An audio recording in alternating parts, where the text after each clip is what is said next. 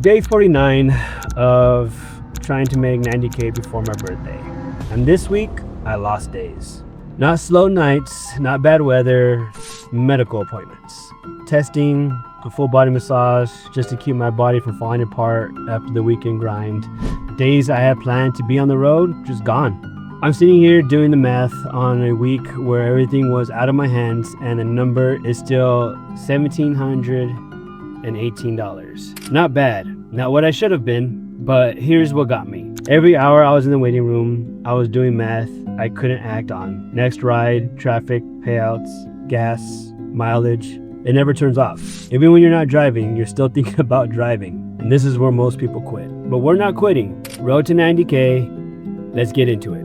So welcome back from RIDESHARE to Premium. If this week felt different, fewer updates, shorter sessions, that's because it was. Medical stuff pulled me off the road multiple times. Testing, specialist visits, and yeah, day 42 was a full zero. Nothing didn't touch the car. So this recap isn't a highlight reel, it's week 7, the real one. Here's what actually happened. Let me break it down. Day 43, June 1st, doctor's appointment first, then full body massage, and that wasn't a treat. That was maintenance. The weekend miles had caught up. 5.5 hours, 110 miles, and $195. Started the week already behind, but I got out. Day 44, no appointments, just driving. 8 hours, 115 miles, $166. That's the part nobody talks about. You put in 8 hours and come home with $166. The hours don't guarantee the money. The money comes when the rides line up. You keep showing up anyway.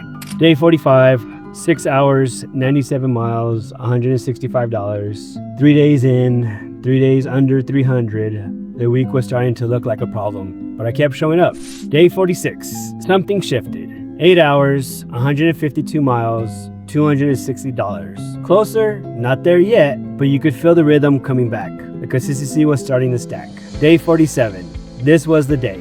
Started late, ran a second shift, didn't stop. 11 hours, 223 miles, $413.52. That's what feels like when you stop thinking about the week you lost and start attacking the week you're in. This is where most people quit. I put 11 hours instead. Day 48, kept the foot on the gas, 10 hours, 220 miles, and made $340.62. Back-to-back strong nights. The weekend did what the weekend is supposed to do. Day 49, today I did 5 hours, 100 miles, and $178.23. Shorter day, the week closes here. So week 7 total, 53.5 hours, 1,017 miles, and made $1,718.37. So let's talk about what this week actually cost. Not just missed earnings, the mental side. Day 42 was a zero.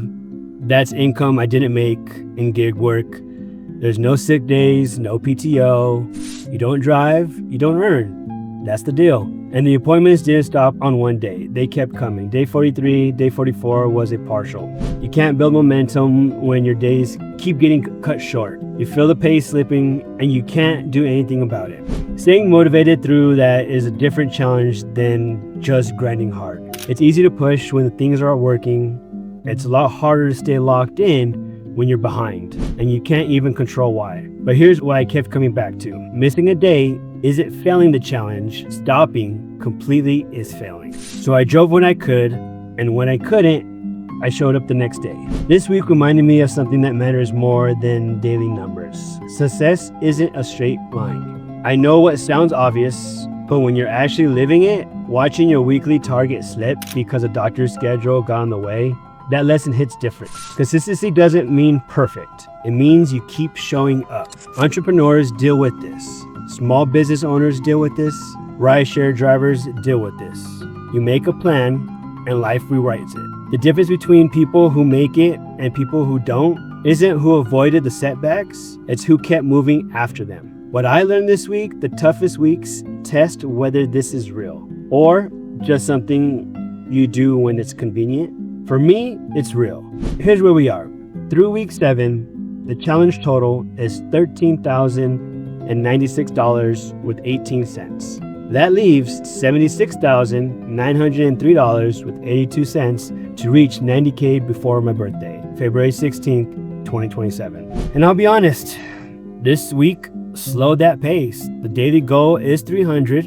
Week 7 average about 245, and that gap matters. A few more weeks like this and the timeline gets real tight. But I'm still in it. The challenge hasn't changed.